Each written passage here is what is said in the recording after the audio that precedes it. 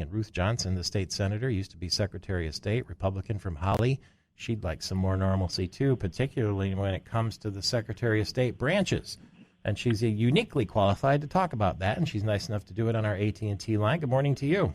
Good morning. How are you, Michael Patrick? Oh, I feel not sure what to think, because it seems like there are some people who don't want this to be over, and there are some people who are celebrating the fact that we can go into a baseball stadium without a mask again. And there are people who feel naked without their masks on, and there are people who would feel very awkward walking into a common place like a Secretary of State's office, where sometimes, you get crowds and you get lines. What are we to think, and how are you feeling? I'm feeling great. I appreciate it. And yes, we have gone through a very unique time in history. There's no doubt about that. I think the biggest problem with the Secretary of State's office is that the current Secretary of State, Jocelyn Benson, she ran on the promise of a 30-minute wait, and now the waits are 2.5 to 5 months. And it's coming right from the top, that the Secretary of State's decision to stay on this appointment-only system. We have a system people love that's called My Timeline. Now when you push that button, it takes you over to a system that only lets you make appointments. My Timeline used to have a component like that, but only less than 1% of the people use it. The one they loved is the one you could get in line by going online, and that's what she's taken away. That and walk-ins into the branch offices, and it really has hurt people. There's so many things that you need to do. Ohio has a system like we used to here in Michigan. You didn't have to wait in line at all. So we're booked out for months now, and it's really hard when people buy or sell a car. You can't transfer a title. They're driving on expired licenses because they can't get in to do their renewals, and it can cause people a lot of problems because they can get a ticket for it, and it causes issues with your auto insurance if you're in an accident. And skilled people like mechanics and chauffeurs and CDL drivers, the people that drive the large trucks that move goods, they can't get in to take their certification exams that they need for a job. So it's had a lot of impact on numerous people. Do you think even the Secretary of State offices opening or not being opened will be some sort of sign of political resistance? Well, this is just about customer service. If you care about the people, you won't make them come. And a lot of people are coming to the offices because other people have figured it out. Other people are open. But we have many reports and complaints of people going to the Secretary of State office, absolutely no one in it, just except the staff, and they're not allowed to be waited on. And then when they've called, it's usually about a 3-month wait. In Detroit, it's a 5-month wait. But anywhere from 2.5 to 5 months from the Upper Peninsula down is the wait times right now. So this is about customer service. It's about doing the right thing for people. What happens next?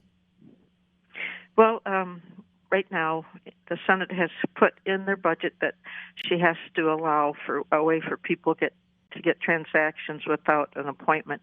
And don't forget, there's a lot of people that are not tech savvy, so they can't make an appointment. And we have a fairly significant amount of people that don't have Wi-Fi or computers to use that system, especially after some people have lost their jobs. So I don't know how you can make a system that requires people to be able to get online to make appointment. Could be 2 to 5 months away.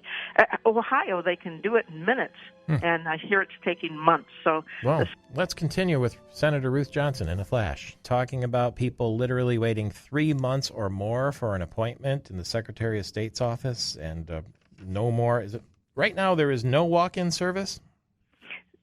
Matter of fact, if the office has not one customer in it, they're being turned away. Okay. Because the Secretary of State, Jocelyn Benson, has said we're just going to go appointments only. And when we used My Timeline, when it was fully activated, you would know how long it was going to take. If it was going to take a half hour, 2 hours, you could run errands, do whatever you want. And you could sit in your car because we would let you know 15 minutes ahead of time that when you would be able to go in, and then right when you were supposed to go in. So it was a perfect program for COVID. That was well before COVID. We put that in place about 4 or 5 years ago. And unfortunately, the Secretary of State's turned it off. Ohio has theirs on, and we checked, and the wait times are often minutes, just minutes. we haven't found any of them that's hit an hour yet when we look at their different towns. So, big difference between minutes and months. The Secretary of State says we're not going back to any system that doesn't include appointments, last I read. Yes, but Senate included language in our budget for the Secretary of State that they must allow a way for people to get transactions completed without an appointment. A lot of people can't go online. They don't have online, or they're not tech savvy. So we want to make sure everyone has access. And if they come to the branch, there has to be a system that in place so that they can get their business done that they need to. When you're driving without a current driver's license, that can put you in a problem if you get an accident with your insurance company.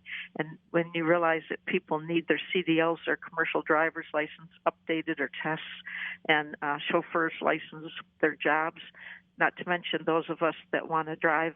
In Wisconsin, I was told by State Representative Bolafave that if you drive over there and you don't have a current plate on your car or registration, such as if you buy or sell a car, you just go to jail. They don't look at Michigan as any different than the other states. The other states simply don't have this problem. It's just Michigan.